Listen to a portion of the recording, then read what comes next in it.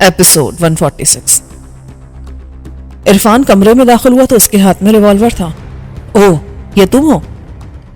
विक्रम ने जबरदस्ती हंसने की कोशिश की मगर उसके लहजे का खोखलापन छुपा न रह सका। हाँ, ये मैं हूं। वकार, इसकी अच्छी तरह तलाशी लो। इरफान, अपनी इस हरकत का नतीजा जानते हो? विक्रम बिफर कर बोला, बहुत अच्छी तरह। वकार, तुमने सुना नहीं मैंने क्या कहा था?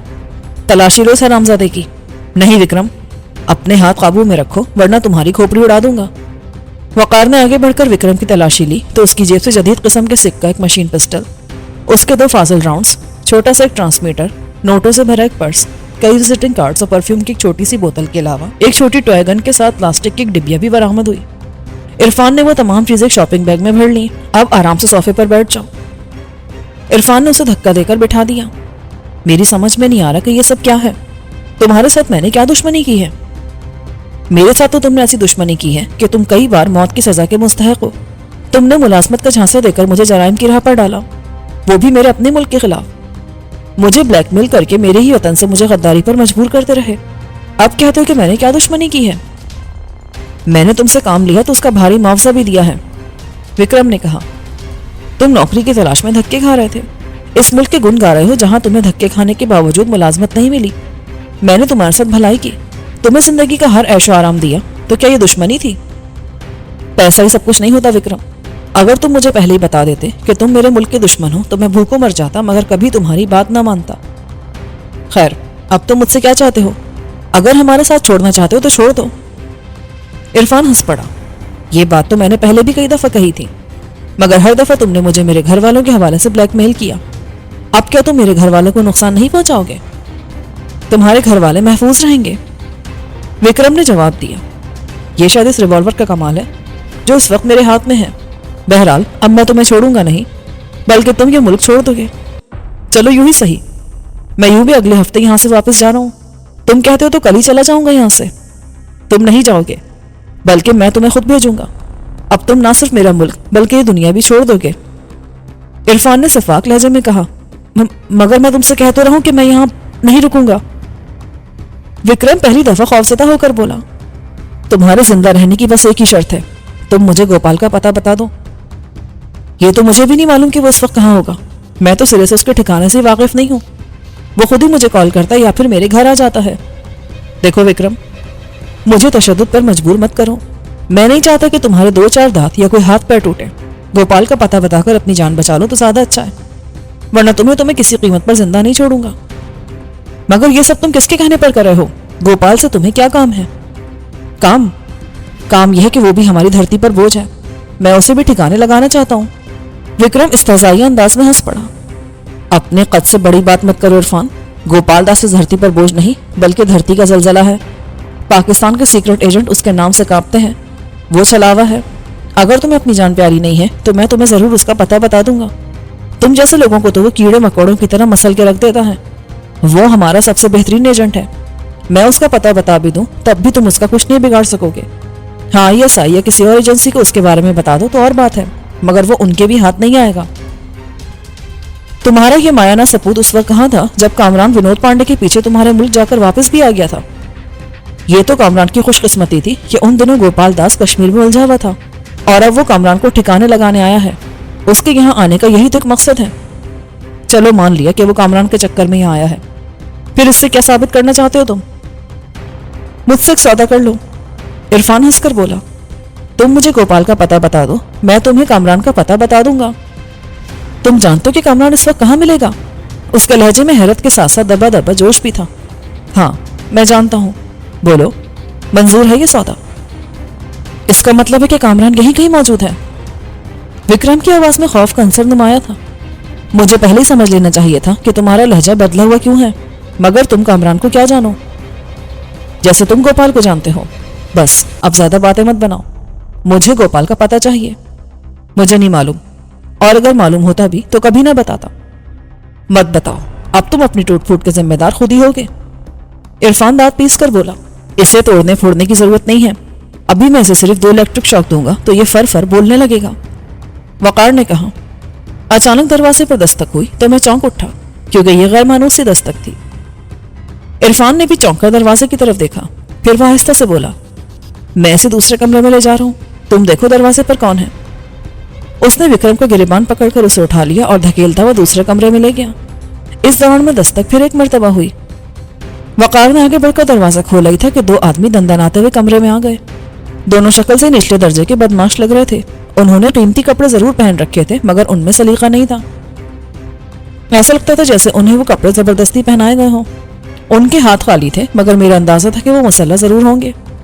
کیا بات ہے؟ لمحے بھر کو وہ دونوں بڑبڑا سے گئے. وقار جیسا بھی تھا بہرحال باروبر اسمارٹ تھا. چہرے سے معزز اور باوقار لگتا تھا. ان میں سے ایک سنبھل کر بولا, یہاں نوید صاحب آئے تھے؟ تو پھر ہم ان کی گاڑی میں ان کا انتظار کر رہے تھے. انہوں نے کہا تھا کہ اگر میں آدھے گھنٹے تک واپس نہ آؤں تو تم لوگ اوپر آ جانا اور یوں اچکوں کی طرف منہ اٹھائے میرے گھر میں گھس جانا.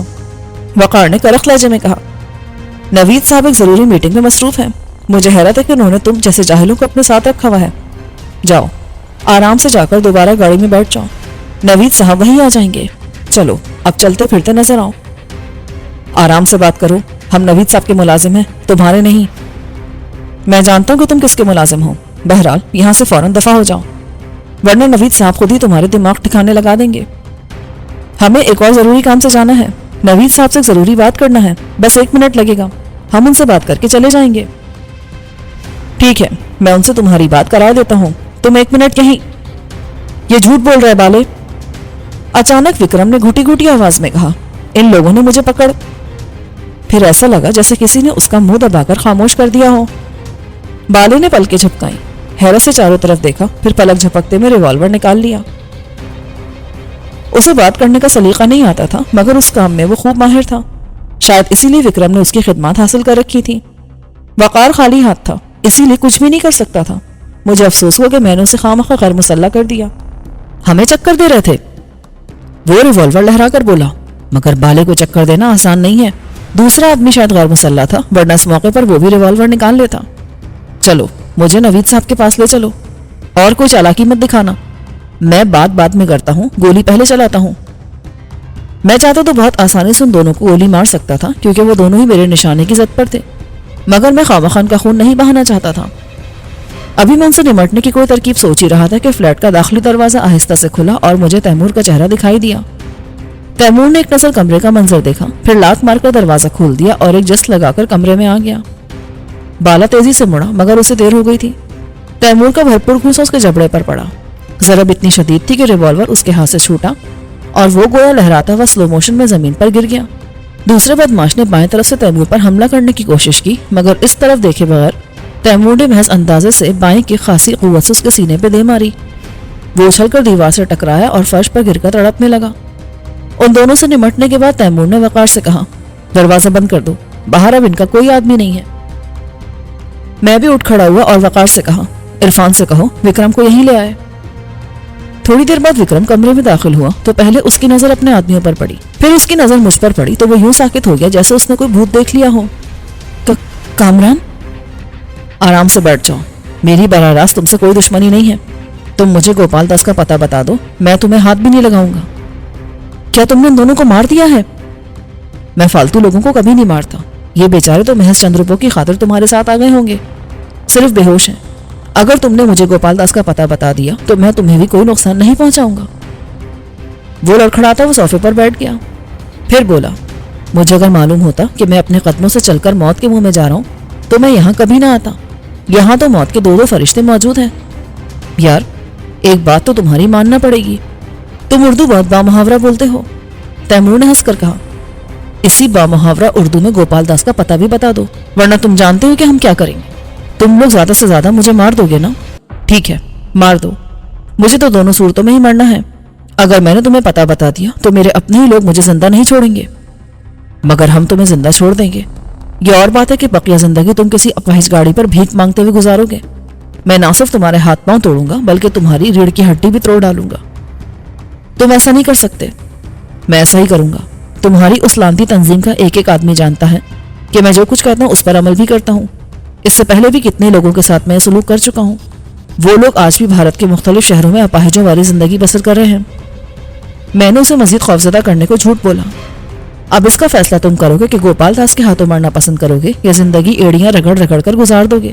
नाकारा लोग फालतू सामान की तरह होते हैं, तुम्हें भी काट कबाड़ की तरह फेंक दिया जाएगा। हाँ, अगर तुम मुझे गोपाल दास का पता बता दो तो मैं तुम्हें इतनी मोहलत जरूर दूंगा कि तुम यहाँ से जान बचाकर कहीं भी निकल जाओ।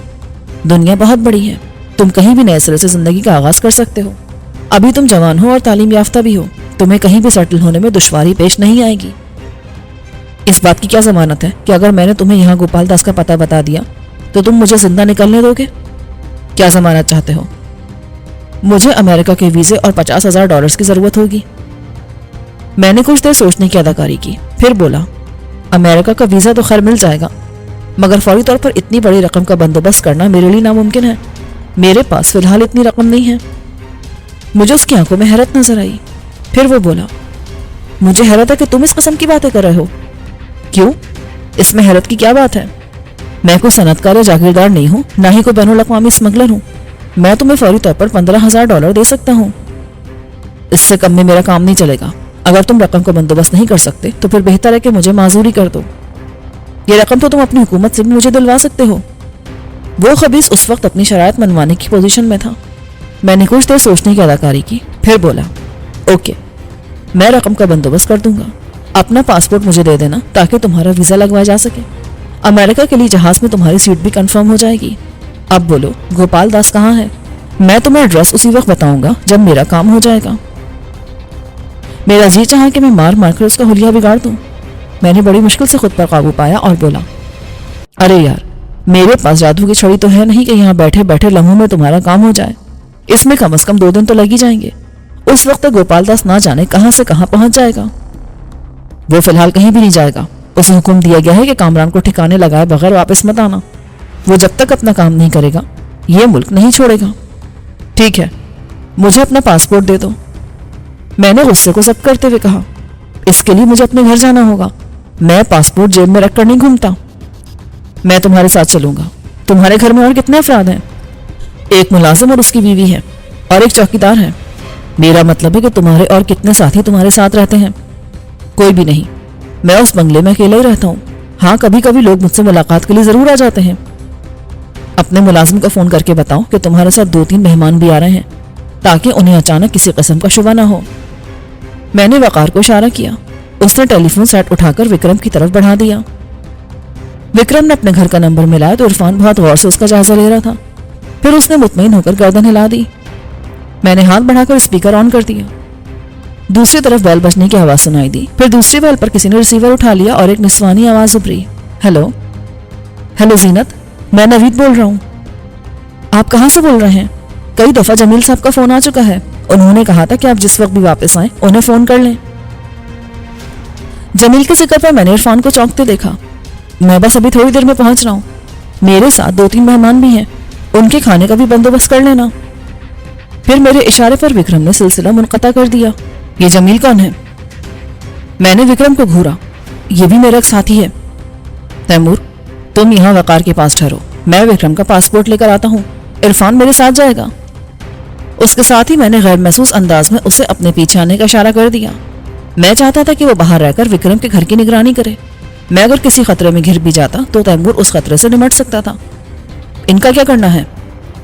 वकार ने बेहोश पड़े बदमाशों के बारे में पूछा। इन्हें उठाकर कूड़े के किसी ढेर पर फेंक देना। फिर मैं विक्रम को लेकर फ्लैट से बाहर आ गया। प्रोग्राम के मुताबिक इरफान भी मेरे साथ था। मैंने रवानगी से पहले विक्रम से कहा, देखो, कोई चालाकी दिखाने या स्मार्ट बनने की कोशिश मत करना, वरना खामखा तुम्हारी लाश भी कूड़े के किसी ढेर पर नजर आएगी। विक्रम ने सिर्फ सर हिला दिया, बोला कुछ नहीं। वो ना जाने किन ख्यालात में गुम था, मगर मुझे ये यकीन था कि वो इस वक्त भी हमसे छुटकारा पाने पर गौर कर रहा होगा। बिल्डिंग के बाहर विक्रम की स्याह कलर की टोयोटा क्राउन मौजूद थी। उसने हमारे बैठने के बाद गाड़ी आगे बढ़ाई तो मैंने अपना रिवॉल्वर निकालकर पकड़ लिया। ना सिर्फ रिवॉल्वर निकाल लिया बल्कि उसे मजीद दहशतज़दा करने को उस पर साइलेंसर भी फिट कर दिया। अकबी सीट पर इरफान भी बिल्कुल चौकस बैठा था। उसके हाथ में भी रिवॉल्वर था और उसका रुख विक्रम की तरफ था।